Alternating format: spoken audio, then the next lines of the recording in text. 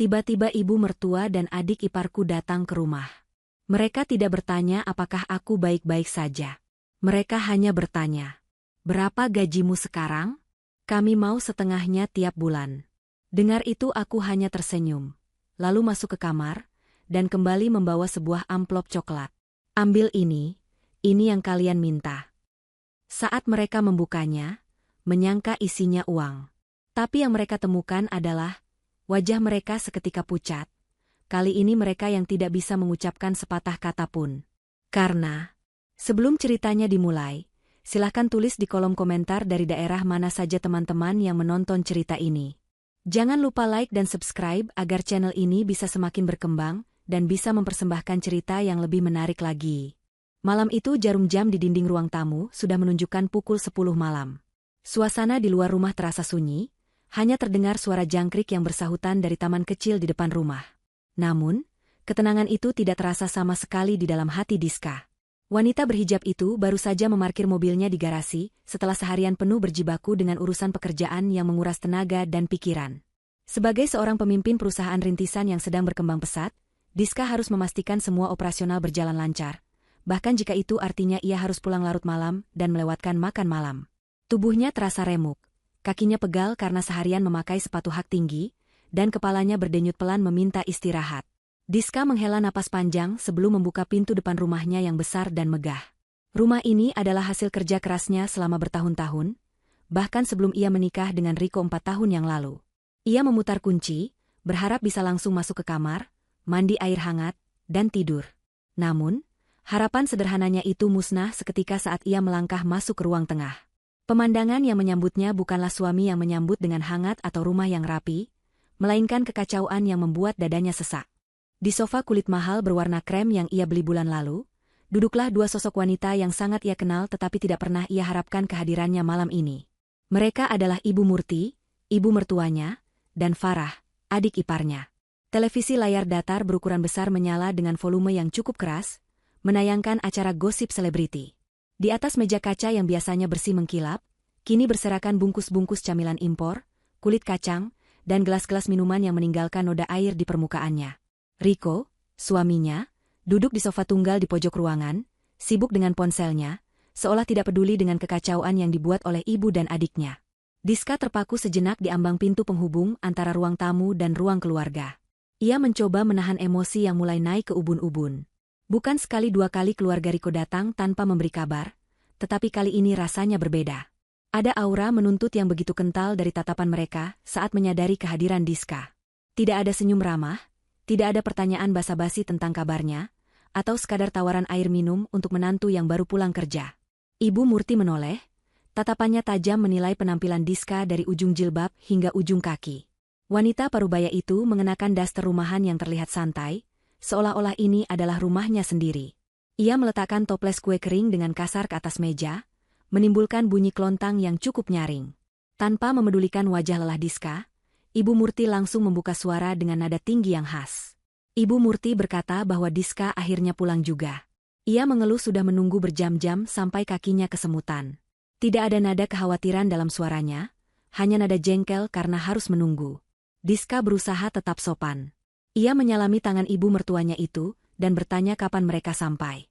Farah, yang sedang asyik mengunyah keripik kentang, menyahut dengan mulut penuh bahwa mereka sudah sampai sejak sore. Farah menambahkan bahwa kulkas Diska isinya menyedihkan, hanya ada buah dan sayur, tidak ada es krim atau coklat mahal seperti biasanya. Diska menelan ludah, menahan diri untuk tidak membalas komentar tidak sopan itu. Ia meletakkan tas kerjanya di kursi makan dan berjalan mendekati mereka. Ia bertanya ada keperluan apa mereka datang mendadak, karena Riko tidak memberitahunya sama sekali. Diska melirik ke arah Riko, berharap suaminya itu akan membela atau setidaknya menjelaskan situasi. Namun, Riko hanya mengangkat bahu sekilas dan kembali menunduk menatap layar ponselnya, seolah ia adalah orang asing yang tidak terlibat dalam situasi ini. Sikap Riko yang pengecut dan pasif ini sudah menjadi makanan sehari-hari Diska selama 4 tahun pernikahan mereka. Ibu Murti mengubah posisi duduknya menjadi lebih tegak, tanda bahwa ia akan masuk ke inti pembicaraan. Wajahnya yang mulai keriput namun masih dipoles bedak tebal itu, menatap Diska dengan serius. Ibu Murti berkata bahwa ia tidak perlu basa-basi lagi. Ia mendapat kabar dari Riko bahwa gaji Diska bulan ini naik besar, karena proyek baru perusahaan Diska berhasil. Ibu Murti mengatakan itu dengan nada seolah uang Diska adalah uang Riko juga. Diska mengerutkan kening. Ia memang mendapatkan keuntungan besar dari proyek terakhir, tetapi ia tidak menyangka Riko akan membocorkan hal itu kepada ibunya. Selama ini, Riko tidak pernah bekerja. Suaminya itu selalu beralasan sedang merintis bisnis. Namun bisnis itu tidak pernah membuahkan hasil. Semua kebutuhan rumah tangga, cicilan mobil Riko, hingga uang saku Ibu Murti dan Farah, semuanya berasal dari keringat Diska. Ibu Murti melanjutkan ucapannya tanpa rasa malu. Ia berkata bahwa mulai bulan ini, ia dan Farah ingin jatah bulanan mereka dinaikkan. Ia menyebutkan angka yang sangat spesifik, yaitu 50% dari total pendapatan bersih Diska. Ibu Murti beralasan bahwa sebagai menantu, Diska wajib membahagiakan mertua dan ipar. Ia juga menambahkan bahwa Farah butuh modal untuk gaya hidupnya, karena teman-teman sosialitanya sering mengadakan arisan di tempat-tempat mewah. Ibu Murti menegaskan bahwa mereka tidak mau lagi menerima jatah recehan seperti bulan-bulan sebelumnya. Ruangan itu hening sejenak setelah permintaan gila itu terlontar. Diska merasa darahnya berdesir hebat. Separuh gajinya diminta begitu saja, tanpa rasa terima kasih, tanpa empati atas kerja kerasnya membanting tulang siang dan malam. Diska menatap Riko lagi, berharap suaminya akan melarang ibunya. Namun, Riko justru berkata pelan tanpa menatap Diska. Riko bilang bahwa Diska sebaiknya menuruti saja keinginan ibunya agar tidak ribut. Karena menurut Riko, uang Diska memang berlebih dan tidak ada salahnya berbagi dengan keluarga. Mendengar ucapan Riko, hati Diska seperti disiram air es. Dingin dan beku. Selama 4 tahun ia bersabar. Ia menutup mata saat Riko malas-malasan di rumah. Ia menutup telinga saat Ibu Murti menyindirnya mandul karena belum memberi cucu. Ia menutup mulut saat Farah meminjam baju-baju mahalnya dan mengembalikannya dalam keadaan rusak. Namun malam ini, permintaan mereka dan sikap Riko yang tidak tahu diri benar-benar menjadi titik balik. Kesabaran Diska yang seluas samudra akhirnya mencapai batas tepinya. Alih-alih marah atau berteriak, Diska justru tersenyum. Itu bukan senyum manis yang biasa ia berikan, melainkan senyum tipis yang penuh arti dan misterius. Wajah lelahnya seketika berubah menjadi tenang. Sangat tenang hingga membuat suasana ruangan menjadi sedikit mencekam. Diska berkata dengan suara lembut namun tegas, bahwa kebetulan sekali Ibu Murti dan Farah datang malam ini. Ia berkata bahwa ia sebenarnya sudah menyiapkan sesuatu untuk mereka, sesuatu yang sudah lama mereka minta, yaitu kejelasan harta. Mata Ibu Murti dan Farah langsung berbinar. Ketamakan terpancar jelas dari wajah mereka. Mereka mengira Diska akan memberikan uang tunai atau mungkin perhiasan sebagai tanda bakti. Farah bahkan langsung menegakkan punggungnya, melupakan keripik kentang di tangannya. Farah bertanya dengan antusias apa yang akan diberikan Diska. Apakah itu kunci mobil baru atau uang tunai? Diska tidak menjawab pertanyaan Farah. Ia hanya meminta mereka menunggu sebentar. Dengan langkah anggun dan tenang, Diska berjalan menuju kamar tidurnya. Di dalam kamar, ia membuka laci brankas kecil yang tersembunyi di dalam lemari pakaiannya. Di sana, sebuah amplop coklat tebal sudah tersimpan rapi sejak seminggu yang lalu. Diska menatap amplop itu sejenak. Ini adalah bom waktu yang sudah ia rakit dengan hati-hati bersama pengacara kepercayaannya. Selama ini ia ragu untuk memberikannya, masih berharap Riko akan berubah. Namun kejadian malam ini meyakinkannya bahwa tidak ada lagi yang perlu dipertahankan. Diska mengambil amplop coklat itu. Tebal dan berat. Ia merapikan jilbabnya di depan cermin, memastikan wajahnya tidak memperlihatkan kesedihan, melainkan kekuatan. Ia adalah wanita mandiri, ia adalah pejuang, dan malam ini ia akan memenangkan kembali hidupnya. Diska keluar dari kamar dengan membawa amplop tersebut di tangan kanannya. Langkah kakinya terdengar mantap di lantai marmer. Kembali di ruang tamu, ketiga orang itu menatap Diska dengan penuh harap. Riko pun kini menegakkan kepalanya, penasaran dengan apa yang dibawa istrinya. Diska meletakkan amplop coklat itu di atas meja kaca, tepat di hadapan Ibu Murti. Suara amplop yang menyentuh meja terdengar begitu jelas di ruangan yang hening itu. Diska mempersilakan mereka membukanya. Ia berkata bahwa ini adalah jawaban atas semua permintaan mereka selama ini. Ibu Murti dengan cepat menyambar amplop itu. Tangannya sedikit gemetar karena tidak sabar. Dalam pikirannya, amplop setebal ini pasti berisi tumpukan uang pecahan 100.000, atau mungkin sertifikat tanah yang akan dibalik nama menjadi miliknya. Farah ikut mendekat, kepalanya melongok ingin melihat isi di dalamnya. Senyum lebar menghiasi wajah mereka. Senyum kemenangan karena merasa berhasil menekan Diska. Riko pun tersenyum tipis, merasa bangga karena istrinya begitu penurut. Mereka tidak tahu bahwa di dalam amplop itu tersimpan badai yang akan menghancurkan kesombongan mereka dalam sekejap mata. Suara kertas yang dirobek dengan kasar memecah keheningan ruang tamu. Ibu Murti tidak sabar untuk melihat hadiah yang ia kira uang tunai itu. Dengan gerakan rakus, ia merobek segel amplop coklat besar tersebut. Farah di sebelahnya sudah bersiap dengan tangan terbuka, seolah siap menampung limpahan rezeki. Riko pun memajukan badannya, matanya berbinar mengharapkan bagian. Namun, ketika Ibu Murti membalikan amplop itu untuk menumpahkan isinya ke meja, tidak ada lembaran uang merah yang berjatuhan. Yang keluar dari amplop itu hanyalah tumpukan kertas dokumen resmi dengan kop surat yang tampak serius. Beberapa lembar kertas putih itu meluncur keluar dan berserakan di atas meja kaca yang penuh remah makanan. Hening. Senyum di wajah Ibu Murti perlahan memudar, berganti dengan kerutan bingung di dahinya. Farah yang tadinya antusias kini melongo, menatap tumpukan kertas itu dengan tatapan tidak percaya. Riko mengerutkan kening, mencoba membaca tulisan yang tertera di kop surat paling atas. Ibu Murti mengambil lembar pertama dengan tangan gemetar. Matanya menyipit membaca judul dokumen tersebut. Tulisan tebal di bagian tengah atas kertas itu berbunyi, "Surat gugatan cerai."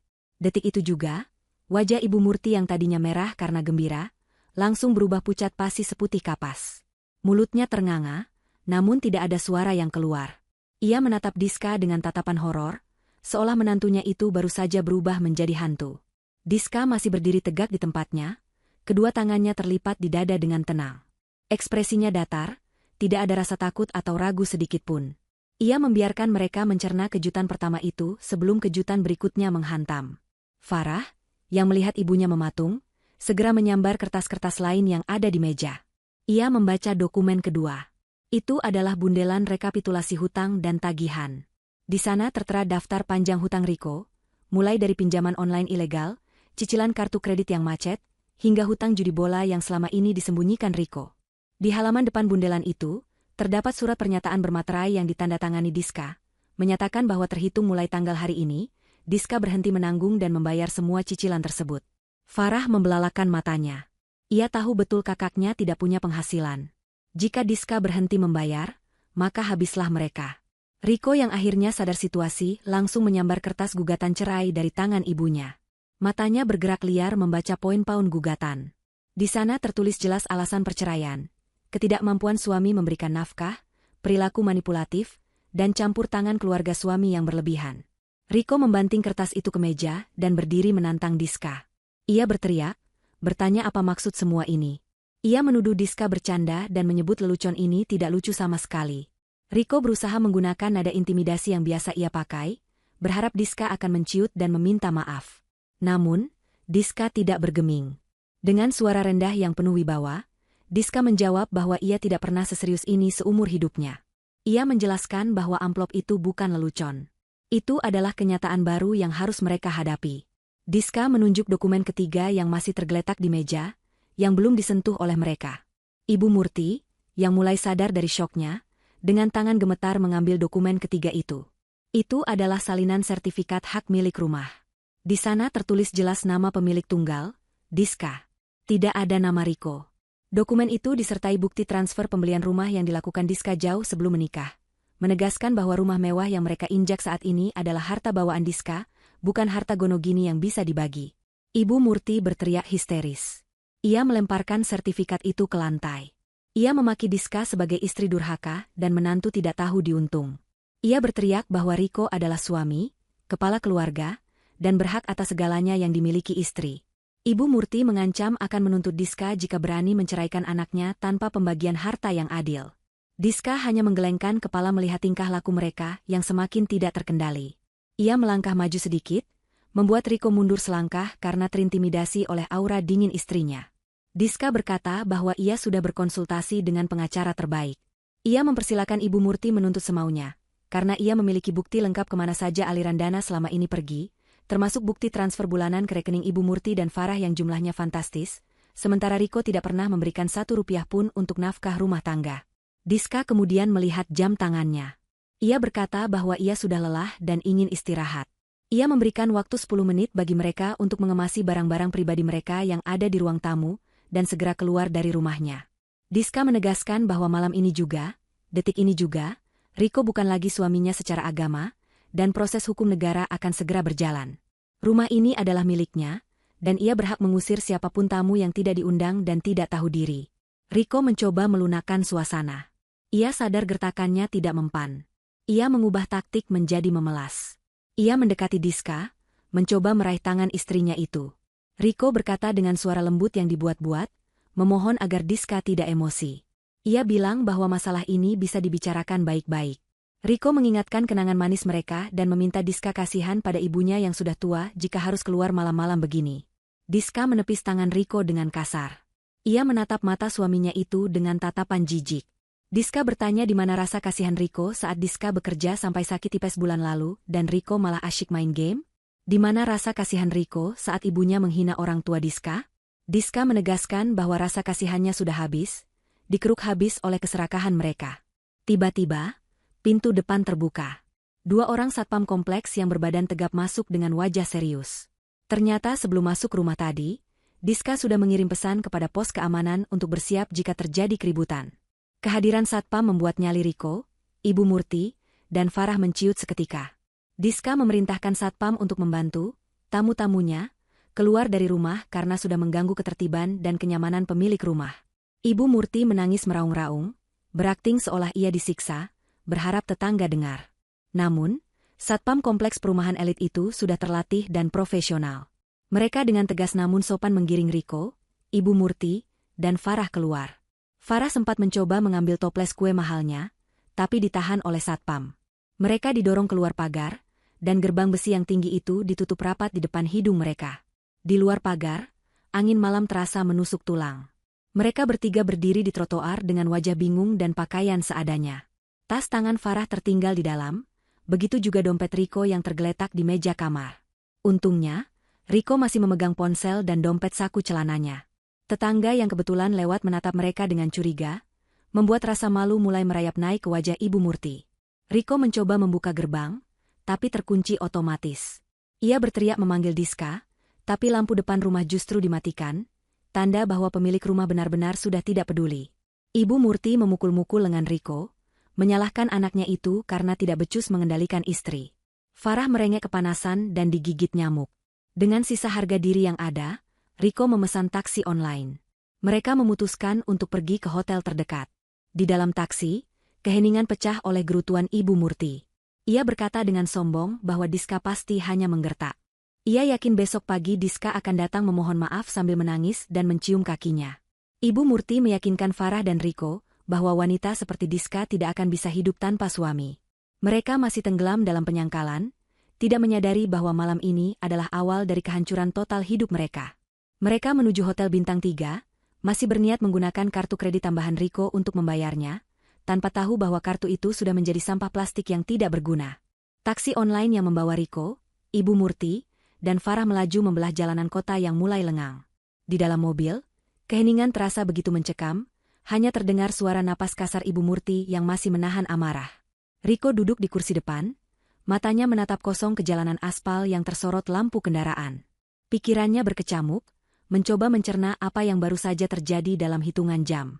4 tahun hidup nyaman, makan enak, tidur nyenyak, dan segala kebutuhan terpenuhi tanpa harus mengeluarkan keringat, tiba-tiba lenyap begitu saja seperti asap. Ia meraba saku celananya, merasakan dompet kulitnya yang kini terasa jauh lebih tipis dari biasanya. Selama ini, ia tidak pernah pusing soal isi dompet karena ada kartu kredit tambahan dari Diska yang selalu siap digesek kapan saja dan di mana saja. Mobil berhenti di depan lobi sebuah hotel bintang 3 di pinggir kota. Riko sengaja tidak memilih hotel mewah langganan mereka karena ia sadar uang tunai di dompetnya terbatas, dan ia belum yakin apakah kartu kredit di tangannya masih berfungsi atau tidak. Farah turun dengan wajah masam sambil menenteng sepatu hak tingginya yang patah sebelah, karena terburu-buru saat diusir satpam tadi. Ibu Murti turun dengan gaya angkuh yang dipaksakan, seolah ia adalah tamu VIP yang sedang melakukan inspeksi mendadak, padahal penampilannya malam itu jauh dari kata elegan. Daster rumahan yang ia pakai terlihat kusut, dan wajahnya berminyak karena keringat kepanikan. Mereka berjalan menuju meja resepsionis.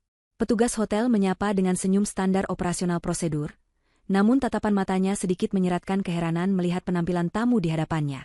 Riko dengan percaya diri mengeluarkan kartu kredit platinum berwarna hitam dari dompetnya, kartu yang selama ini menjadi simbol status palsunya. Ia meminta 1 kamar suite untuk mereka bertiga, agar bisa beristirahat dengan nyaman. Ibu Murti mengangguk setuju, ia tidak mau tidur berdesak-desakan di kamar sempit. Baginya, standar hidup tidak boleh turun meskipun sedang terusir. Petugas menerima kartu itu dan menggeseknya di mesin EDC.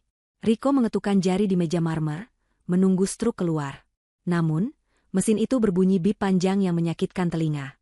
Petugas mencoba sekali lagi, menggosok chip kartu ke bajunya, lalu memasukkannya kembali.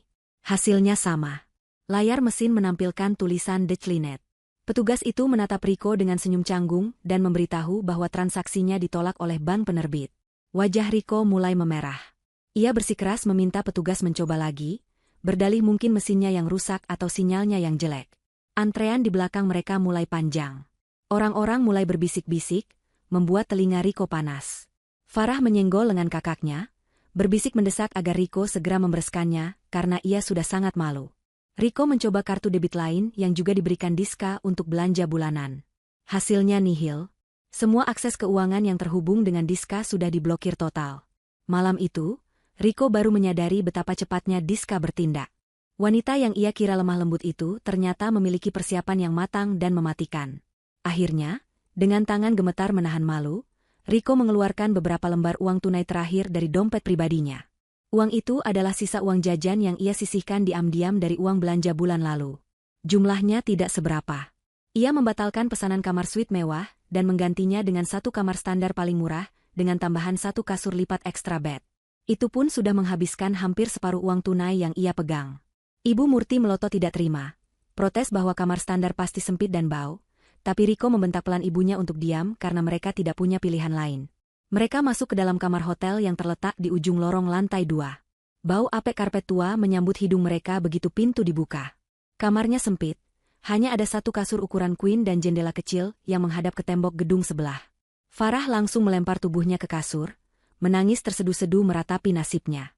Ia biasa tidur di kamar luas dengan AC dingin dan bed cover sutra, kini ia harus tidur di kasur yang pernya sudah terasa menonjol menusuk punggung. Ibu Murti duduk di kursi kayu reot di sudut kamar, memijat pelipisnya yang berdenyut kencang. Ia mulai mengoceh, menyalahkan Riko yang tidak punya simpanan uang sendiri.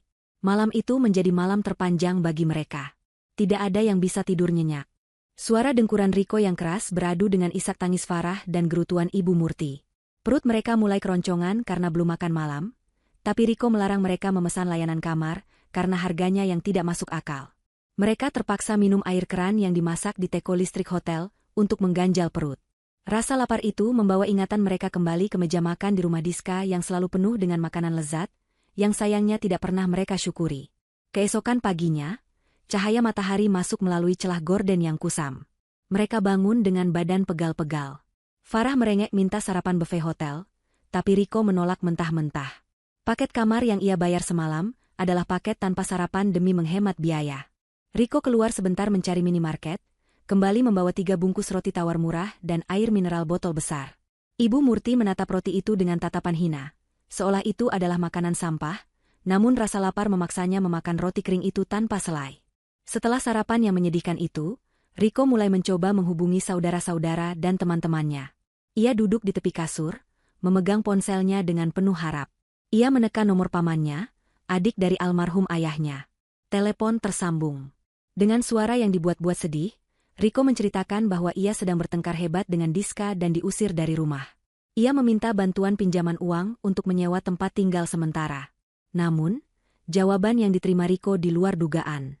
Pamannya justru tertawa sinis di ujung telepon. Pamannya berkata bahwa ia sudah tahu tabiat Riko dan ibunya yang selama ini hanya menumpang hidup pada menantu.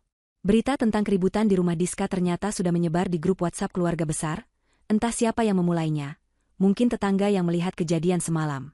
Pamannya menegaskan tidak mau meminjamkan uang 1 rupiah pun, karena tahu Riko tidak akan pernah bisa membayarnya. Telepon ditutup sepihak. Riko mencoba menelepon teman-teman nongkrongnya, orang-orang yang selama ini ia traktir menggunakan uang Diska. Ia berharap solidaritas pertemanan bisa menyelamatkannya. Tapi satu persatu dari mereka menolak dengan berbagai alasan klise. Ada yang bilang sedang tidak punya uang, ada yang bilang sedang di luar kota, bahkan ada yang langsung memblokir nomor Riko begitu tahu ia mau meminjam uang. Riko sadar, selama ini teman-temannya hanya mendekatinya karena uang. Tanpa uang Diska, Riko hanyalah parasit yang tidak berharga di mata mereka. Kenyataan pahit itu menghantam Riko tepat di ulu hati. Ia menatap Ibu Murti dan Farah yang menunggunya dengan wajah harap-harap cemas. Riko menggeleng lemah, memberi isyarat bahwa tidak ada bantuan yang datang. Wajah Ibu Murti semakin keruh. Ia mulai memaki-maki keluarga besarnya yang dianggap pelit dan tidak punya hati. Ia tidak sadar bahwa selama ini ia sendiri yang memutus tali silaturahmi dengan kesombongannya saat merasa kaya raya. Siang harinya, pihak hotel menelepon ke kamar, mengingatkan waktu check-out sudah dekat. Mereka harus segera keluar atau dikenakan biaya tambahan 1 malam lagi. Riko mengecek dompetnya. Uang yang tersisa tidak cukup untuk membayar malam kedua di hotel itu. Mereka benar-benar harus pergi. Dengan langkah gontai, mereka mengemasi barang-barang sedikit yang mereka bawa. Saat menyerahkan kunci di resepsionis, Riko merasa harga dirinya sudah hancur lebur. Tidak ada lagi Riko yang gaya, tidak ada lagi Ibu Murti yang sosialita. Yang ada hanyalah 3 orang gelandangan baru yang bingung harus melangkah kemana. Matahari siang itu terasa sangat terik menyengat kulit. Mereka berdiri di pinggir jalan raya dengan debu kendaraan yang beterbangan. Farah mengeluh kepanasan, kulitnya yang biasa dirawat di klinik kecantikan kini terpapar polusi langsung. Ibu Murti menyeret kakinya yang sakit. Mereka berjalan tanpa tujuan pasti, mencari tempat berteduh yang murah, tempat di mana sisa uang receh Riko bisa membeli atap untuk 1 atau 2 malam lagi. Realita tanpa Diska ternyata jauh lebih kejam dan menakutkan daripada mimpi buruk manapun yang pernah mereka bayangkan. Setelah berjalan kaki cukup jauh dan bertanya sana-sini, akhirnya Riko menemukan sebuah tempat yang sesuai dengan sisa uang di kantongnya. Bukan hotel, bukan pula losmen, melainkan sebuah kontrakan petak di dalam gang sempit yang becek dan gelap. Gang itu begitu sempit hingga 2 motor saja susah untuk berpapasan. Bau got yang menyengat langsung menusuk hidung begitu mereka memasuki kawasan padat penduduk itu. Ibu Murti menutup hidungnya dengan ujung daster, wajahnya menyeratkan rasa jijik yang luar biasa. Farah berjalan jinjit, takut sepatu dan kakinya terkena lumpur hitam yang menggenang di jalan setapak. Pemilik kontrakan, seorang bapak tua dengan kaos singlet dan rokok terselip di bibir, menunjukkan kamar kosong yang letaknya paling ujung. Kamar itu ukurannya sangat kecil, mungkin hanya seukuran kamar mandi di rumah Diska dulu. Ket temboknya sudah mengelupas di sana-sini, memperlihatkan semen yang lembab dan berjamur. Lantainya hanya plesteran semen kasar tanpa keramik. Tidak ada kasur, tidak ada lemari, hanya sebuah ruangan kosong melompong dengan 1 lampu remang-remang yang menggantung di langit-langit. Kamar mandinya ada di dalam, tapi kondisinya mengenaskan. Pintunya setengah hancur dimakan rayap, bak mandinya berlumut, dan klosetnya model jongkok yang sudah kusam warnanya. Riko membayar uang sewa untuk 1 bulan. Harganya murah, sangat murah, tapi itu pun menghabiskan hampir seluruh sisa uang tunainya. Sekarang, di dompetnya hanya tersisa beberapa lembar uang ribuan yang lusuh. Bapak pemilik kontrakan menyerahkan kunci yang sudah berkarat, lalu pergi begitu saja tanpa banyak bicara, meninggalkan mereka bertiga terpaku menatap istana baru mereka.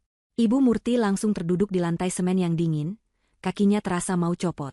Ia menangis tanpa suara, air matanya membasahi pipi yang kusam.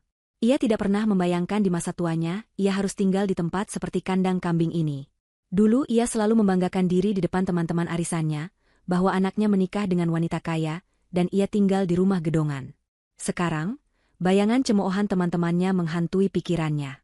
Farah berdiri di pojok ruangan, menatap kecoa yang merayap di dinding dengan tatapan ngeri. Ia ingin berteriak, tapi tenaganya sudah habis.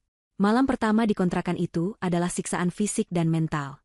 Tanpa kasur dan bantal, mereka tidur beralaskan beberapa lembar koran bekas yang ditemukan Riko di teras tetangga.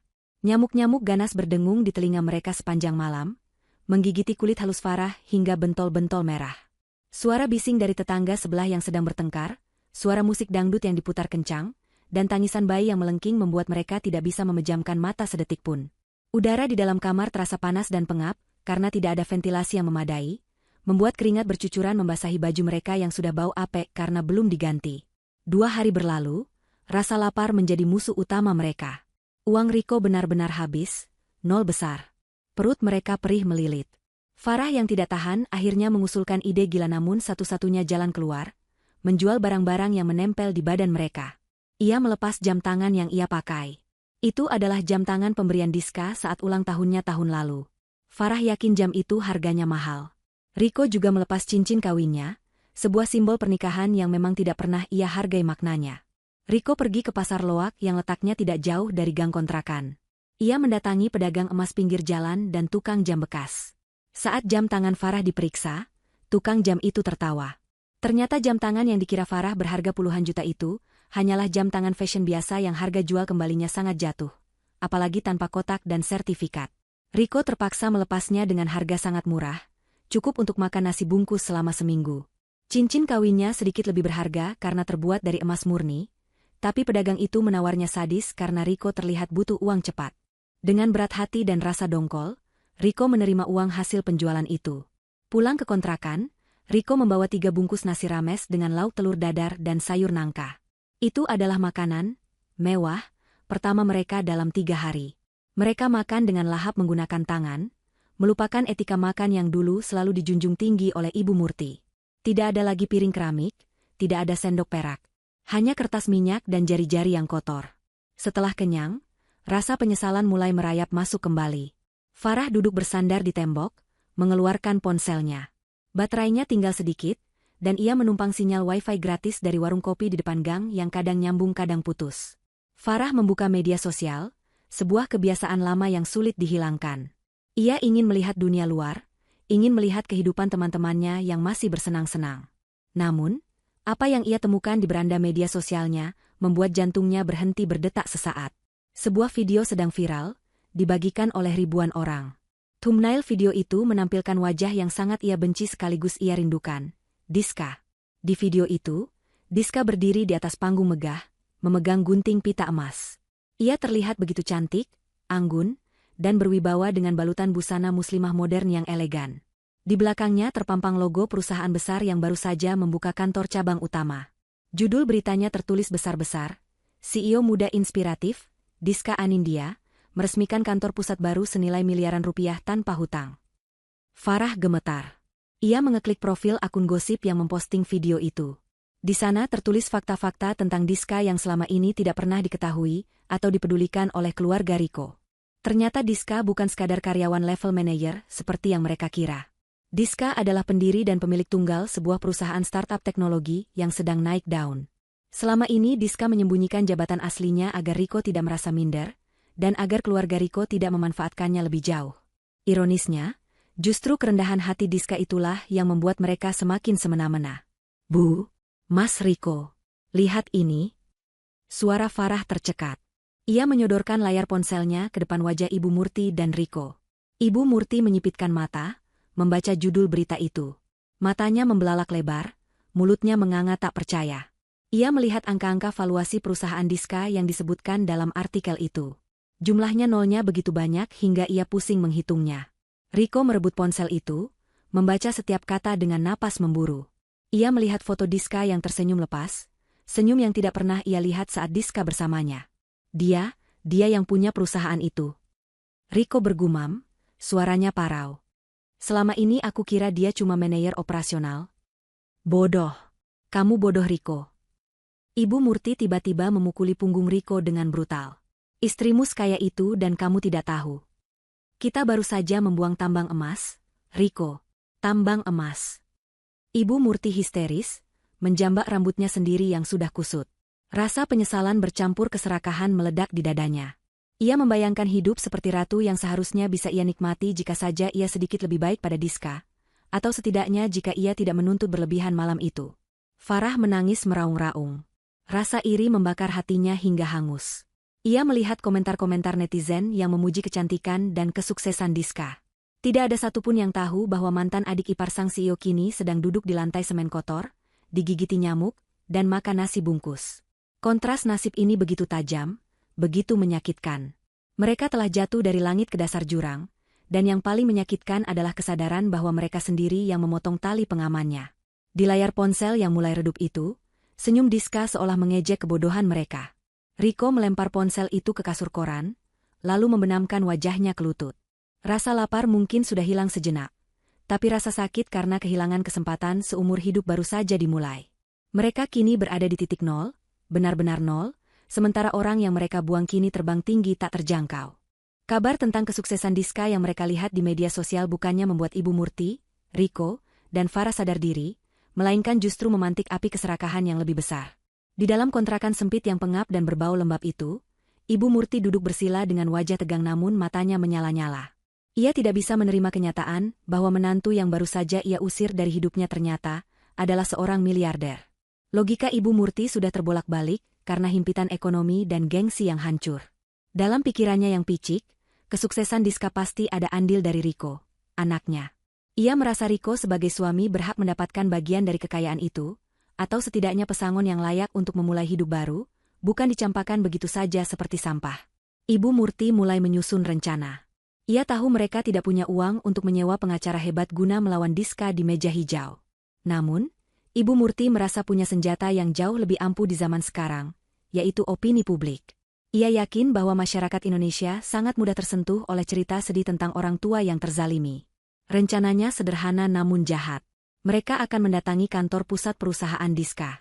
Di sana, mereka akan membuat keributan. Ibu Murti akan berpura-pura menjadi mertua malang yang sakit-sakitan dan ditelantarkan oleh menantu yang kaya raya. Ia akan menuduh Diska sebagai wanita kejam yang kacang lupa kulitnya, yang membuang keluarga suami setelah sukses.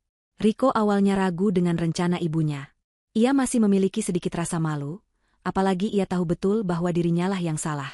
Namun, perut yang lapar dan bayangan hidup miskin selamanya membuat akal sehatnya tumpul. Farah, di sisi lain, sangat mendukung rencana ibunya. Ia sudah membayangkan jika mereka berhasil memojokkan Diska, mungkin Diska akan memberikan uang tutup mulut dalam jumlah besar agar nama baik perusahaannya tidak hancur. Bagi Farah, harga diri sudah tidak penting lagi asalkan ia bisa kembali tidur di kasur empuk dan makan enak. Keesokan harinya, mereka mulai mempersiapkan diri untuk menjalankan sandiwara itu. Mereka sengaja tidak mandi agar terlihat lebih kusam dan menyedihkan. Ibu Murti membiarkan rambutnya acak-acakan dan memakai daster paling lusuh yang ia punya. Ia bahkan mengoleskan sedikit bedak di bibirnya agar terlihat pucat, seperti orang yang sedang sakit parah. Farah memakai kaos oblong yang sudah belel dan celana jeans sobek-sobek. Bukan sobek karena mode, tapi karena memang sudah usang. Riko hanya mengenakan kaos partai bekas yang ia temukan di tumpukan baju bekas pasar loak dan celana pendek. Penampilan mereka benar-benar seperti gelandangan yang membutuhkan pertolongan. Dengan sisa uang receh terakhir, mereka naik angkutan umum menuju kawasan bisnis elit di pusat kota. Perjalanan itu terasa sangat panjang dan menyiksa. Mereka harus berdesak-desakan dengan penumpang lain, mencium bau keringat, dan menahan panasnya udara kota. Sesampainya di depan gedung pencakar langit tempat kantor Diska berada, nyali mereka sempat ciut. Gedung itu begitu megah.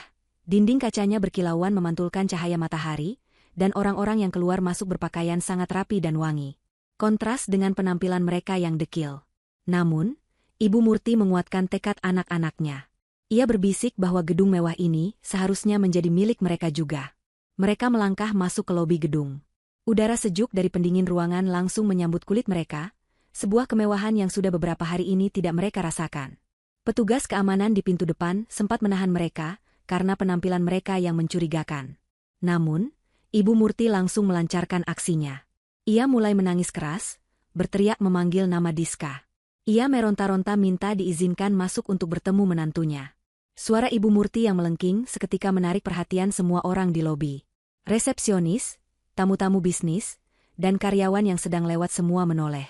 Melihat banyak mata memandang, Ibu Murti semakin menjadi-jadi. Ia menjatuhkan dirinya ke lantai marmer yang dingin, berguling-guling sambil meraung.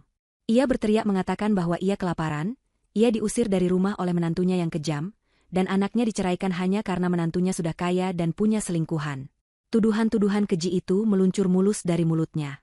Farah ikut berjongkok di samping ibunya, memijat-mijat punggung Ibu Murti sambil memasang wajah sedih yang dibuat-buat, seolah ia adalah anak berbakti yang sedang merawat ibunya yang sekarat. Riko berdiri di samping mereka dengan wajah tertunduk, berakting sebagai suami yang teraniaya dan tidak berdaya melawan kekuasaan istri. Beberapa orang mulai mengeluarkan ponsel mereka. Kamera-kamera diarahkan ke arah mereka.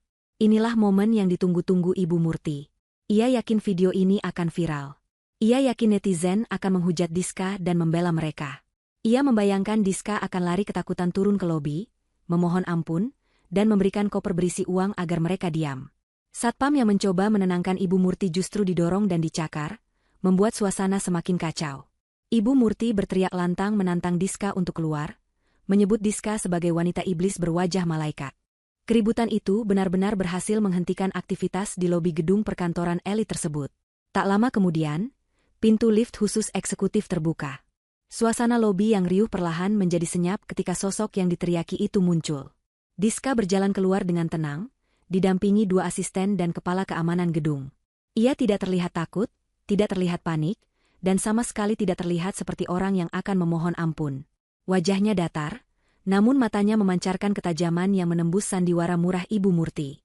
Diska berhenti beberapa meter di depan kerumunan yang melingkari keluarga mantan suaminya itu. Ia menatap Ibu Murti yang masih tergeletak di lantai dengan tatapan dingin. Riko yang melihat kedatangan Diska sempat merasa gentar, tapi ia sudah terlanjur basah, jadi ia tetap memasang wajah memelas. Pertunjukan babak kedua baru saja akan dimulai, dan Ibu Murti yakin ia berada di atas angin. Diska berdiri tegak di tengah lobi, aura kewibawaannya membuat orang-orang di sekitarnya mundur memberi jalan. Ia mengenakan setelan blazer kerja yang rapi dan elegan, sangat kontras dengan Ibu Murti yang masih berguling di lantai. Kamera-kamera ponsel pengunjung dan karyawan masih merekam kejadian itu. Bisik-bisik mulai terdengar. Sebagian orang yang tidak tahu cerita sebenarnya mulai merasa kasihan pada Ibu Murti dan memandang sinis ke arah Diska. Mereka berpikir, tegas sekali seorang wanita sukses membiarkan mertuanya mengemis di lantai seperti itu. Ibu Murti merasa mendapat dukungan angin. Ia menunjuk-nunjuk wajah Diska dengan jari telunjuknya yang gemetar. Dengan suara serak yang didramatisir, ia menuduh Diska sebagai anak durhaka yang lupa diri. Ia berteriak bahwa Diska telah memakan uang anaknya, Riko, untuk membangun perusahaan ini, lalu membuang Riko setelah sukses. Riko mengangguk-angguk lemah, mencoba meyakinkan penonton bahwa cerita ibunya benar. Farah bahkan menambahkan bumbu cerita dengan mengatakan bahwa Diska sering memukul ibunya di rumah. Diska tidak menjawab satu patah kata pun atas tuduhan itu.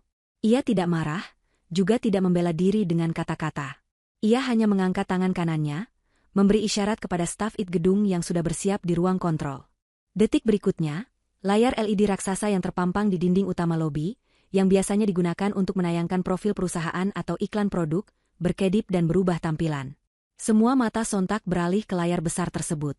Apa yang tampil di sana bukanlah profil perusahaan, melainkan rekaman video CCTV dengan kualitas gambar yang sangat jernih dan suara yang jelas.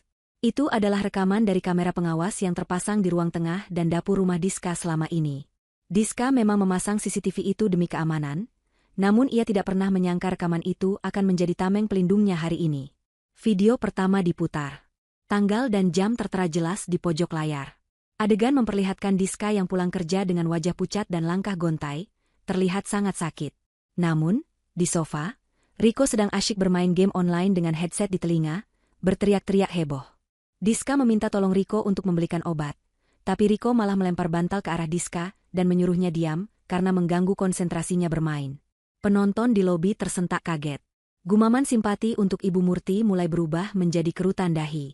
Video berganti. Kali ini memperlihatkan Ibu Murti yang mengendap-endap masuk ke kamar Diska saat Diska sedang mandi. Ibu Murti membuka dompet Diska, mengambil beberapa lembar uang ratusan ribu, lalu memasukkannya ke balik dasternya sambil tersenyum licik. Adegan berlanjut ke momen lain di mana Farah terlihat sedang membongkar lemari pakaian Diska, mencoba baju-baju kerja Diska, lalu dengan sengaja menumpahkan minuman manis ke atas blazer putih milik Diska sambil tertawa mengejek bersama ibunya. Video terakhir adalah rekaman malam pengusiran itu. Terlihat jelas bagaimana angkuhnya Ibu Murti menuntut 50% gaji Diska, bagaimana Riko hanya diam saja tidak membela istri, dan bagaimana wajah tamak mereka saat menerima amplop coklat. Suara Ibu Murti yang menghina dan menuntut terdengar menggema ke seluruh penjuru lobi melalui speaker gedung yang canggih. Lobi seketika hening, lalu meledak dengan suara cemoohan. Kali ini, cemoohan itu bukan ditujukan kepada Diska, melainkan kepada 3 orang yang masih berada di tengah lingkaran. Orang-orang yang tadi merekam dengan simpati kini merekam dengan rasa jijik. Komentar-komentar pedas mulai terdengar langsung. Seseorang berteriak menyebut mereka keluarga parasit. Yang lain meneriaki Riko sebagai suami tidak berguna. Wajah Ibu Murti yang tadi pucat karena bedak, kini pucat karena rasa malu yang luar biasa. Ia berhenti menangis. Air mata buayanya kering seketika. Ia mencoba berdiri, tapi kakinya lemas. Senjata yang ia siapkan untuk menghancurkan Diska, kini berbalik menghantamnya dengan kekuatan 1000 kali lipat. Diska maju selangkah, suaranya tenang namun terdengar jelas di tengah kerumunan yang mulai riuh. Ia berkata kepada semua orang di sana, mempersilakan mereka menilai sendiri siapa yang sebenarnya menjadi korban selama 4 tahun ini.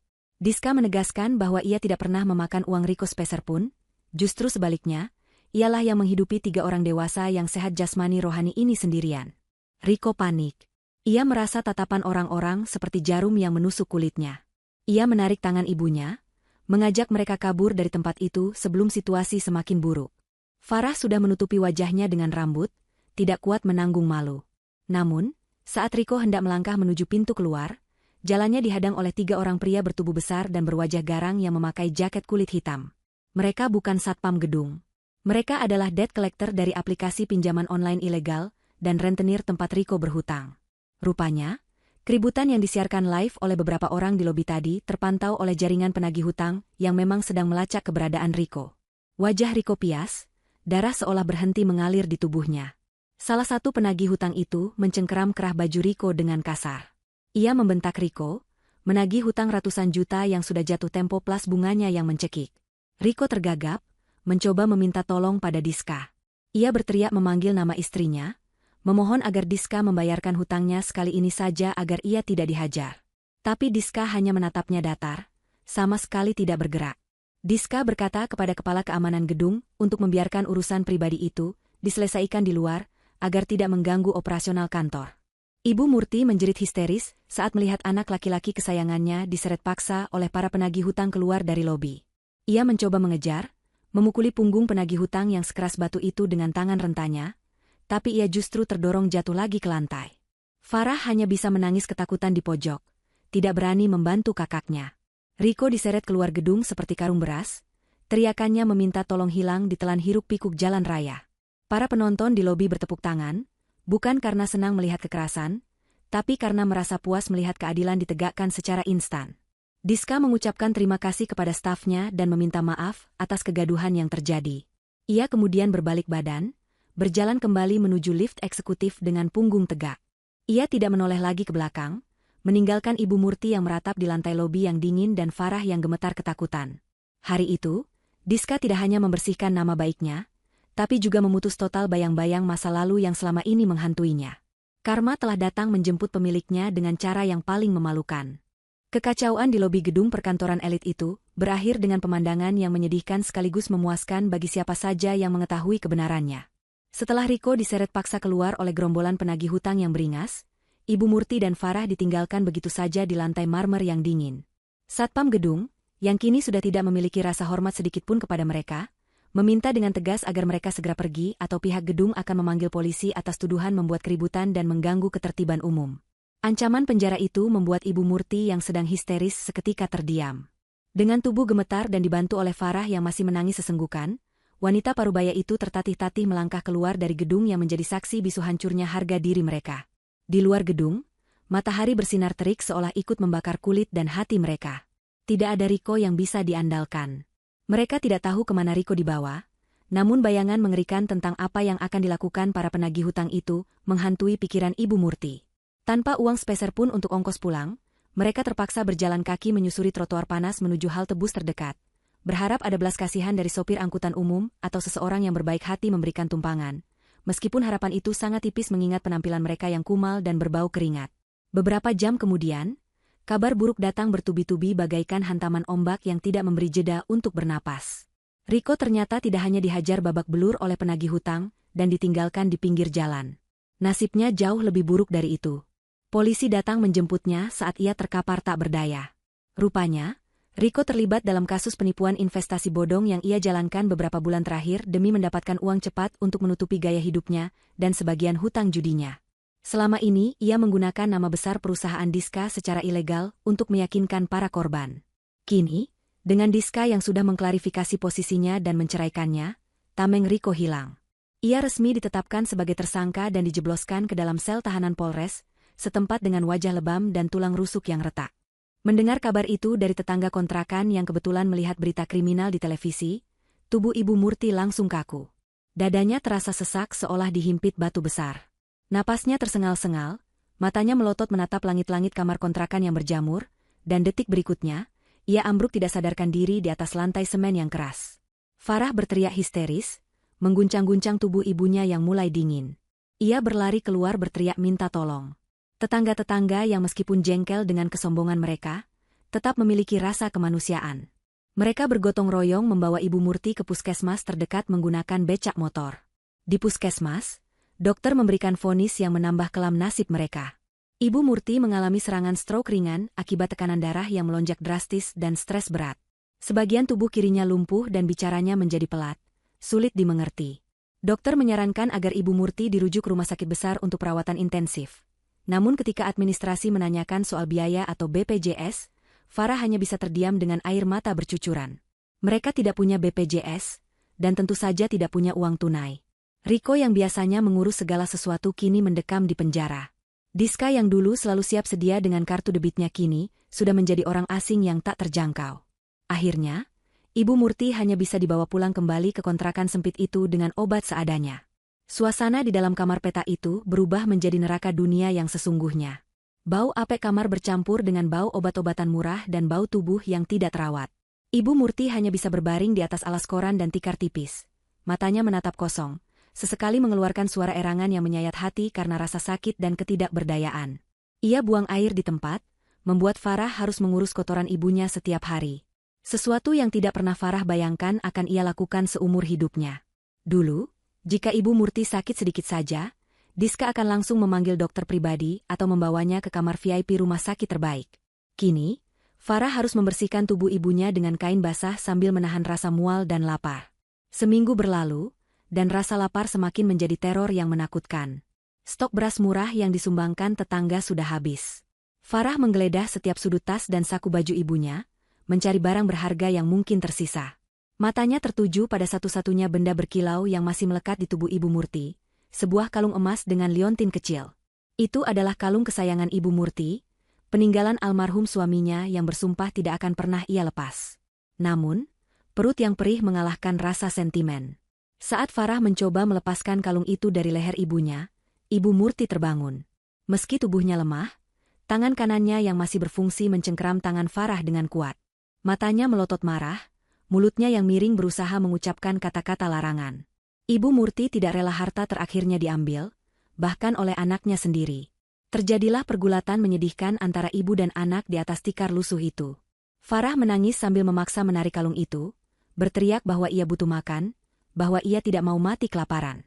Ibu Murti mengerang, air matanya menetes melihat betapa rendahnya mereka jatuh. Akhirnya, tenaga muda Farah menang. Ia berhasil merampas kalung itu, meninggalkan Ibu Murti yang menangis tanpa suara, menatap punggung anaknya yang lari keluar untuk menjual satu-satunya kenangan masa lalu yang tersisa.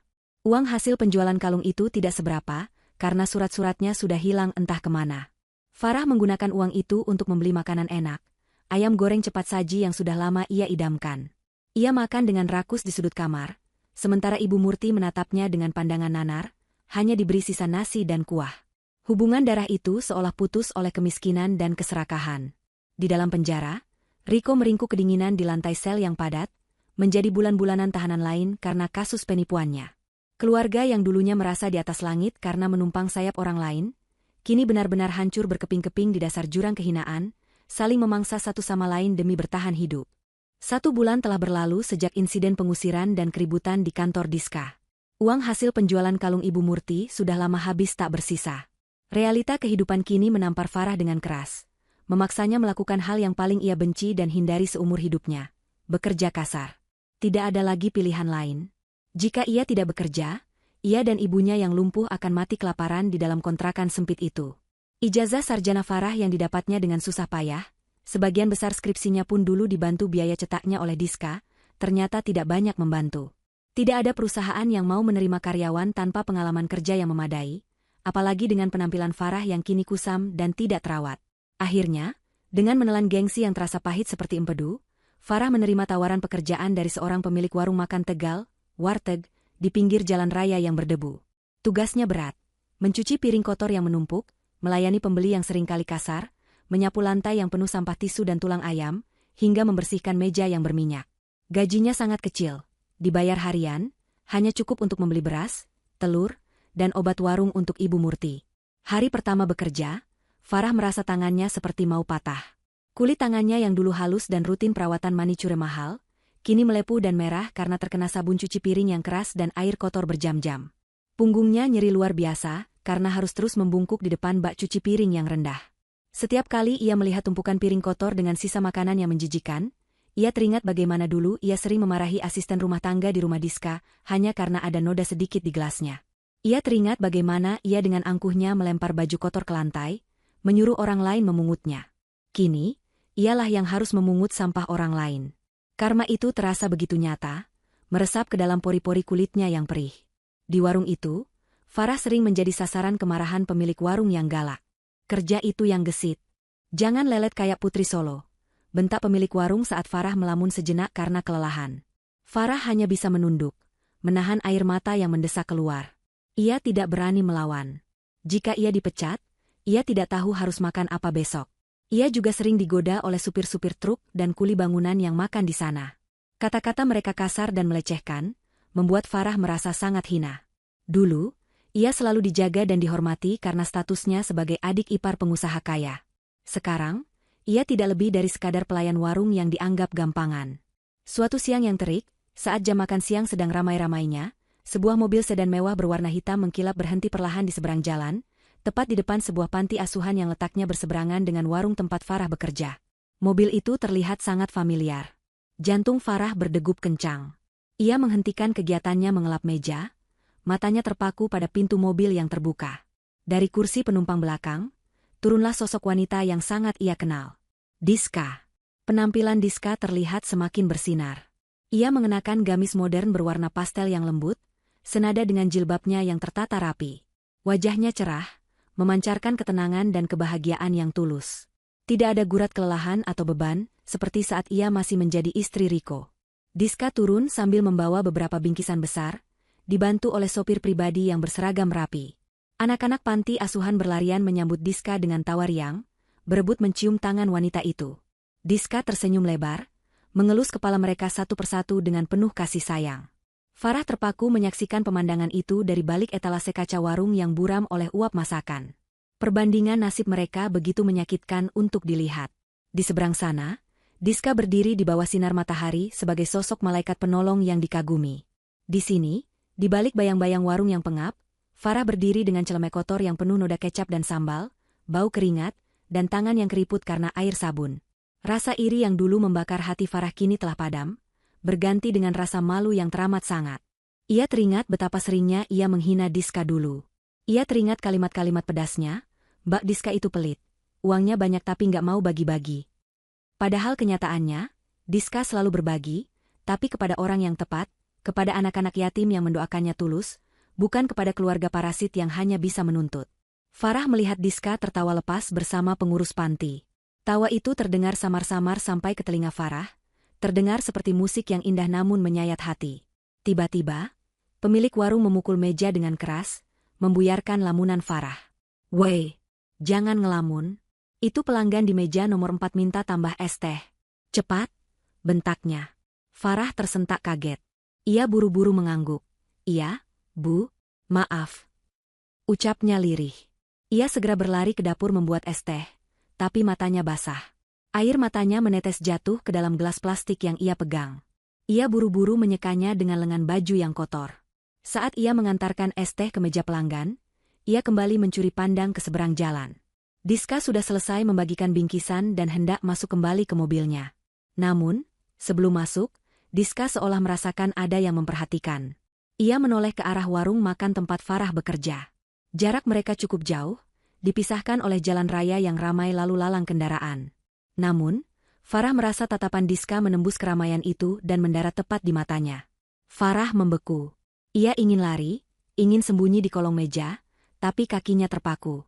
Ia takut Diska mengenalinya dan melihat betapa menyedihkannya dia sekarang.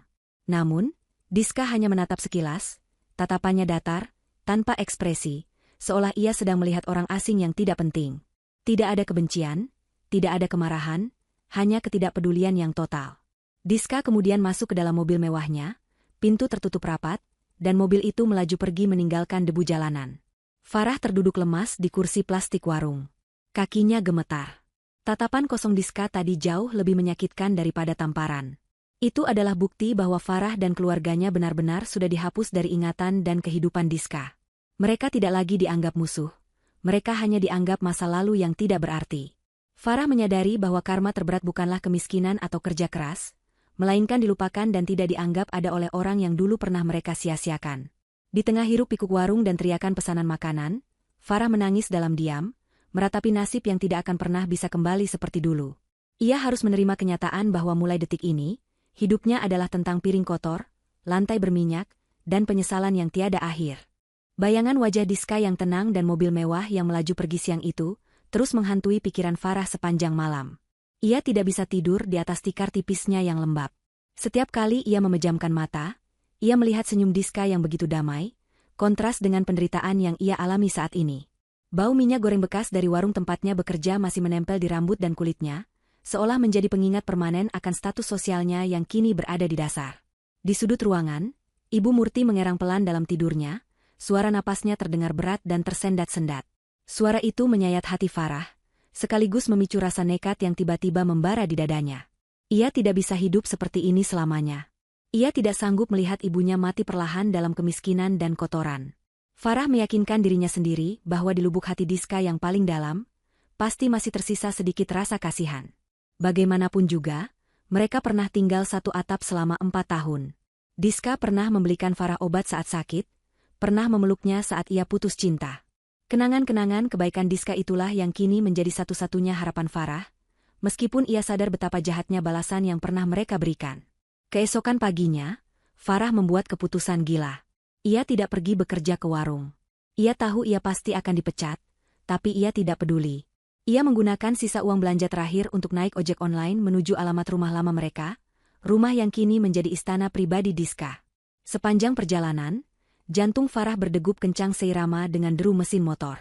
Ia merapikan pakaian terbaiknya yang tersisa, sebuah kemeja katun yang warnanya sudah memudar dan celana bahan yang sedikit longgar, karena berat badannya turun drastis. Ia mencoba menyisir rambutnya dengan jari agar terlihat rapi, berharap penampilannya yang menyedihkan bisa mengetuk hati nurani mantan kakak iparnya. Sesampainya di depan kompleks perumahan elit itu, Farah sempat ditahan oleh satpam di gerbang utama. Namun, setelah memohon-mohon dan berbohong bahwa ia ada janji penting untuk mengambil barang yang tertinggal, satpam akhirnya mengizinkannya masuk dengan tatapan curiga, menahan KTP Farah sebagai jaminan. Farah berjalan kaki menuju rumah nomor 88 itu. Langkahnya terasa berat. Rumah itu terlihat semakin megah dari yang ia ingat. Pagarnya kini ditinggikan dan dicat ulang dengan warna hitam elegan. Tanaman hias di depannya tumbuh subur dan terawat. Bunga-bunga bermekaran menambah keasrian yang menyakitkan mata Farah. Di garasi yang terbuka sedikit, terlihat 2 mobil mewah terparkir. Salah satunya adalah sedan hitam yang ia lihat kemarin. Farah berdiri di depan gerbang besi yang kokoh itu. Ia menekan bel interkom dengan tangan gemetar. Sekali, 2 kali, tidak ada jawaban. Matahari mulai naik, memancarkan panas yang menyengat. Keringat dingin mengucur di pelipis Farah. Ia menekan bel lagi, kali ini lebih lama. Akhirnya, terdengar suara, klik, dari speaker kecil di samping pagar, diikuti suara asisten rumah tangga yang bertanya siapa di sana. Dengan suara bergetar menahan tangis, Farah menyebutkan namanya dan memohon agar diizinkan bertemu dengan Ibu Diska sebentar saja. Hening sejenak. Asisten rumah tangga itu sepertinya sedang berkonsultasi dengan pemilik rumah. Menit-menit itu terasa seperti jam bagi Farah. Ia meremas ujung kemejanya, berdoa dalam hati agar pintu itu terbuka. Beberapa saat kemudian, pintu gerbang kecil di samping pagar utama terbuka perlahan. Namun, yang keluar bukanlah asisten rumah tangga, melainkan Diska sendiri. Diska mengenakan pakaian santai rumah namun tetap terlihat anggun dan bersih. Wajahnya datar, tanpa senyum, tanpa amarah. Ia berdiri di ambang pintu gerbang, tidak mempersilakan Farah masuk, melainkan menjadikan tubuhnya sebagai batas tegas antara dunia mereka. Farah yang melihat sosok Diska langsung kehilangan kendali emosinya.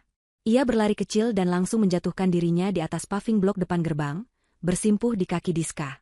Farah menangis meraung-raung, memeluk kaki Diska yang berbalut sandal rumah yang empuk. Ia menumpahkan segala keluh kesahnya. Ia menceritakan kondisi Ibu Murti yang stroke dan lumpuh, ia menceritakan Riko yang dipukuli di penjara, ia menceritakan betapa ia menderita menjadi pelayan warung yang dihina orang. Farah memohon ampun atas segala kesalahan mereka di masa lalu. Ia bersumpah akan melakukan apa saja, menjadi pembantu di rumah ini pun ia rela, asalkan Diska mau membantu biaya pengobatan Ibu Murti dan menebus Riko. Farah berkata bahwa hanya Diska harapan mereka satu-satunya, bahwa Tuhan pasti akan membalas kebaikan Diska berlipat ganda jika mau menolong orang yang sedang teraniaya. Diska menatap Farah yang bersujud di kakinya dengan tatapan yang sulit diartikan. Ada rasa iba di matanya, namun bukan iba yang hangat, melainkan iba seperti melihat kucing liar yang sekarat di pinggir jalan. Diska tidak menarik kakinya, ia membiarkan Farah menangis sampai suaranya serak. Setelah tangisan Farah mulai mereda menjadi isakan pelan, Diska baru membuka suara. Nada bicaranya tenang, rendah, namun setiap katanya menghunjam tajam ke ulu hati Farah. Diska berkata bahwa ia sudah memaafkan mereka. Ia sudah memaafkan semua hinaan, semua pencurian kecil, dan semua rasa sakit hati yang pernah mereka torehkan. Namun, Diska menegaskan bahwa memaafkan bukan berarti melupakan, dan bukan berarti menerima kembali benalu ke dalam hidupnya yang sudah tenang. Diska mundur selangkah, melepaskan pelukan Farah dari kakinya. Ia merogoh saku gamisnya dan mengeluarkan sebuah amplop putih panjang. Farah yang melihat amplop itu seketika menghentikan tangisnya. Matanya berbinar, sebuah harapan liar muncul di kepalanya. Ia berpikir bahwa di dalam amplop itu pasti ada cek bernilai ratusan juta, atau setidaknya uang tunai yang cukup untuk membawa Ibu Murti ke rumah sakit bagus dan menyewa pengacara untuk Riko. Farah mengira tangisannya berhasil meluluhkan hati Diska. Ia mengira pola lama akan terulang. Mereka membuat masalah, memelas, dan Diska yang bodoh akan membereskan semuanya dengan uangnya. Tangan Farah gemetar saat menerima amplop itu dari tangan Diska. Diska berkata bahwa itu adalah bantuan terakhir yang bisa ia berikan. Ia meminta Farah menggunakan isinya dengan bijak. Farah buru-buru membuka amplop itu dengan tangan yang kotor oleh debu jalanan.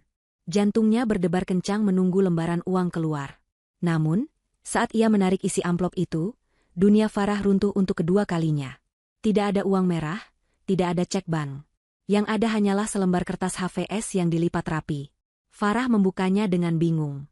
Di kertas itu tertera daftar alamat dan nomor telepon. Judul paling atas bertuliskan, Daftar Panti Sosial Tresna Werda, gratis, dan prosedur pengajuan PBI BPJS Kesehatan untuk warga miskin. Di bawahnya, ada daftar alamat lembaga bantuan hukum, lebih, yang menyediakan layanan pengacara gratis untuk terdakwa tidak mampu.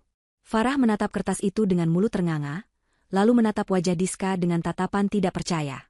Diska menjelaskan dengan suara dingin bahwa tempat yang paling tepat untuk Ibu Murti saat ini adalah panti sosial milik pemerintah. Di sana Ibu Murti akan dirawat oleh perawat profesional dan mendapatkan makan 3 kali sehari secara gratis. Jauh lebih baik daripada membusuk di kontrakan. Untuk Riko, Diska menyarankan Farah menghubungi lebih tersebut agar kakaknya mendapat pendampingan hukum, bukan untuk bebas, tapi agar proses hukumnya berjalan adil. Dan untuk Farah sendiri, Diska menyarankan agar ia mendaftar ke Balai Latihan Kerja Pemerintah yang alamatnya juga ada di situ, agar Farah punya skill nyata dan tidak hanya mengandalkan belas kasihan orang. Farah merasa tertampar bolak-balik. Ini bukan bantuan yang ia harapkan. Ia ingin uang instan.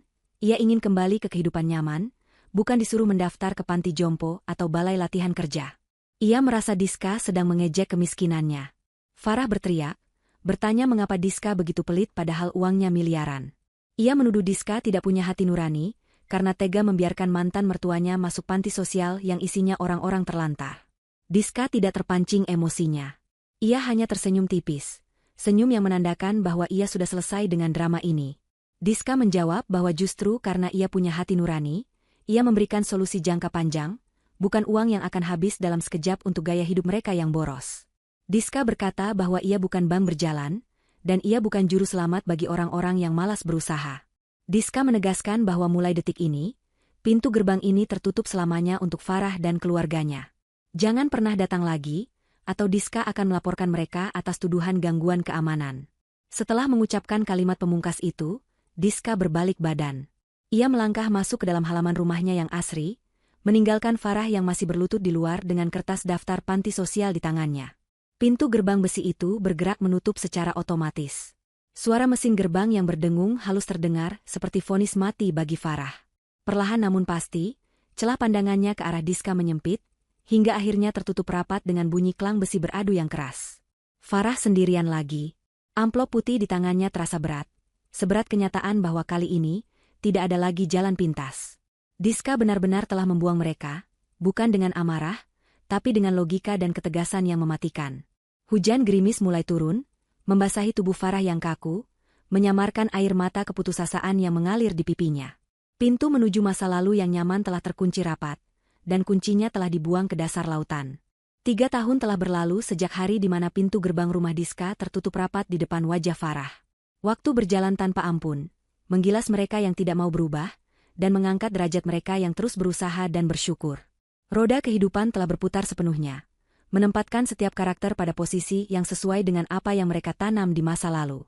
Karma bukan lagi sekadar ancaman, melainkan realitas sehari-hari yang harus dijalani dengan pahit oleh keluarga yang dulunya sombong itu. Di sebuah panti sosial Tresna Werda milik pemerintah daerah yang terletak jauh di pinggiran kota, seorang wanita tua duduk termenung di kursi roda usang yang roda kirinya agak macet. Itu adalah Ibu Murti. Kondisinya jauh berbeda dari sosok nyonya besar yang dulu gemar memerintah. Rambutnya yang dulu selalu disasak tinggi dan dicat hitam kini memutih seluruhnya, dipotong pendek asal-asalan oleh petugas panti agar mudah diurus. Wajahnya keriput, separuh bibirnya miring permanen akibat serangan stroke yang tidak tertangani dengan baik di masa awal. Ia tidak bisa lagi berbicara dengan jelas, hanya bisa mengeluarkan suara, dan sambil menunjuk-nunjuk sesuatu jika menginginkan air atau makanan. Setiap hari, Ibu Murti menghabiskan waktunya menatap jendela kawat nyamuk yang menghadap ke halaman panti yang gersang. Tidak ada lagi camilan impor, tidak ada lagi skincare mahal. Makanan yang ia santap adalah bubur jatah panti yang rasanya tawar, disajikan di piring plastik yang penuh goresan. Teman-temannya adalah lansia-lansia lain yang juga terlantar, yang sering berteriak-teriak sendiri karena pikun. Kesepian adalah selimutnya setiap malam. Farah jarang sekali berkunjung, mungkin sebulan sekali, itu pun hanya sebentar karena Farah sibuk bekerja serabutan dan tidak punya ongkos. Setiap kali melihat pengunjung lain didatangi anak cucu mereka yang membawakan buah-buahan dan mencium tangan dengan hormat, air mata Ibu Murti menetes membasahi pipinya yang kempot. Penyesalan itu datang setiap detik, menghantam dadanya. Ia teringat betapa baiknya Diska dulu, menantu yang selalu mencium tangannya, membelikan baju bagus, dan merawatnya. Ialah yang membuang berlian itu demi mengejar batu kerikil yang ia kira emas. Kini, di sisa umurnya, ia hanya bisa menunggu ajal dalam kesunyian yang menyiksa. Sementara itu, di balik tembok tinggi lembaga pemasyarakatan, lapas, kelas 2, Riko menjalani hari-harinya sebagai narapidana nomor 085. Tubuhnya yang dulu agak gemuk karena terlalu banyak makan enak dan malas bergerak, kini kurus kering seperti kerangka berjalan. Kulitnya menghitam dan penuh bekas luka, entah karena penyakit kulit yang mewabah di penjara yang padat, atau bekas pelajaran dari narapidana lain yang lebih senior. Riko tidak punya wibawa sedikit pun di dalam sel. Ia menjadi suruhan para bos blok, dipaksa memijat kaki mereka atau mencuci baju mereka demi mendapatkan sisa rokok atau perlindungan. Mantan pengusaha yang sombong itu kini harus berebut jatah nasi cadong, nasi keras dengan lauk ikan asin kecil dan sayur bening yang nyaris basi. Setiap suapan nasi itu terasa seperti pasir di tenggorokannya. Riko sering terbangun di tengah malam, mendengar suara jeruji besi yang beradu, dan menangis tanpa suara. Ia merindukan kasur empuk di kamar ber-AC rumah Diska. Ia merindukan momen saat ia bisa bangun siang sesuka hati. Ia membayangkan apa jadinya jika dulu ia bersyukur. Jika ia bekerja membantu Diska, jika ia membela istrinya di depan ibunya. Mungkin sekarang ia sedang duduk di kursi direktur, dihormati orang, dan hidup bahagia. Tapi semua, itu hanya menyiksa batinnya. Ia masih harus menjalani sisa masa hukuman 2 tahun lagi, dan setelah bebas pun, ia tidak tahu harus kemana dengan status mantan narapidana penipuan. Masa depannya gelap gulita, segelap lorong penjara saat lampu dimatikan. Di sudut kota yang lain, di sebuah warung kopi sederhana, Farah duduk beristirahat sejenak setelah selesai mengantarkan pesanan gorengan. Ia kini bekerja di 2 tempat. Pagi mencuci di warung nasi, sore sampai malam menjadi pelayan di warung kopi. Tangannya kasar, kapalan, dan kukunya tidak lagi terawat. Wajahnya terlihat jauh lebih tua dari usianya yang sebenarnya. Gurat kelelahan dan kepahitan tercetak jelas di dahinya. Ia sedang menyeruput teh tawar hangat sambil menatap layar televisi tabung yang tergantung di pojok warung. Televisi itu sedang menayangkan acara talk show inspiratif yang sangat populer. Pembawa acara dengan antusias memperkenalkan bintang tamu hari ini. Mari kita sambut pengusaha wanita paling berpengaruh tahun ini, sosok yang tidak hanya sukses dalam bisnis tetapi juga aktif dalam kegiatan sosial, Ibu Diska Anindya. Jantung Farah seakan berhenti berdetak. Di layar kaca itu, muncul Diska. Penampilannya sungguh memukau. Ia mengenakan busana yang elegan namun sopan, wajahnya bersinar karena kebahagiaan yang tulus. Diska tidak sendiri. Di sampingnya duduk seorang pria gagah berkemeja batik, tersenyum hangat sambil menggenggam tangan Diska. Itu adalah suami baru Diska, seorang dokter spesialis anak yang juga dikenal dermawan. Dan yang lebih menyakitkan bagi Farah, di pangkuan suami barunya itu, duduk seorang anak balita perempuan yang cantik dan lucu, tertawa riang sambil memegang mainan. Diska menjawab pertanyaan pembawa acara dengan cerdas dan rendah hati. Ia menceritakan perjalanan bisnisnya yang penuh tantangan, namun ia bersyukur memiliki support system yang luar biasa dari suami dan keluarga barunya. Bagi saya, ucap Diska di layar TV, kegagalan masa lalu adalah pelajaran berharga. Tuhan mengambil sesuatu yang buruk dari tangan kita untuk menggantikannya dengan sesuatu yang jauh lebih baik, asalkan kita ikhlas dan terus berusaha. Kamera menyorot wajah suami Diska yang menatap istrinya dengan penuh cinta dan kebanggaan, tatapan yang tidak pernah Riko berikan seumur hidupnya. Kamera kemudian menyorot anak mereka yang mencium pipi Diska. Keluarga kecil itu tampak begitu sempurna, seperti gambaran surga dunia. Farah menatap layar TV dengan mata berkaca-kaca. Pengunjung warung kopi yang lain ikut berkomentar kagum. Wah, hebat ya Bu Diska itu. Udah cantik, kaya, suaminya dokter, dermawan lagi. Beda banget sama orang-orang kaya yang sombong. Komentar itu menusuk telinga Farah. Ia ingin berteriak bahwa ia kenal wanita itu, bahwa wanita itu dulu kakak iparnya.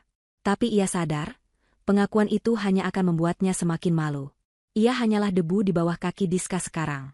Air mata menetes di pipi Farah, jatuh ke dalam teh tawarnya. Ia melihat Ibu Murti yang menderita di panti jompo, ia membayangkan Riko yang menderita di penjara, dan ia merasakan penderitaannya sendiri yang tiada akhir. Mereka bertiga sedang menuai badai yang mereka tabur sendiri. Karma itu nyata, dan ia datang dengan presisi yang menakutkan. Di layar TV, acara ditutup dengan closing statement dari Diska yang tersenyum manis ke arah kamera. Senyum itu seolah menembus layar, menyapa Farah, Riko, dan Ibu Murti di tempat penderitaan mereka masing-masing, memberikan pesan terakhir tanpa kata, bahwa kebahagiaan sejati tidak akan pernah bisa diraih dengan cara merampas hak orang lain. Layar televisi menggelap saat jeda iklan, namun kegelapan di hati Farah, Riko, dan Ibu Murti akan bertahan selamanya. Sementara di seberang sana, Diska melangkah keluar dari studio TV menuju cahaya masa depan yang gemilang, meninggalkan masa lalunya terkubur bersama orang-orang yang tidak tahu cara bersyukur. Cerita telah berakhir dengan keadilan yang ditegakkan oleh tangan takdir. Penonton pun bisa tersenyum puas, menutup kisah ini dengan hati lega, ini dengan hati lega, ini dengan hati lega, ini dengan hati lega, ini dengan hati lega, ini dengan hati lega.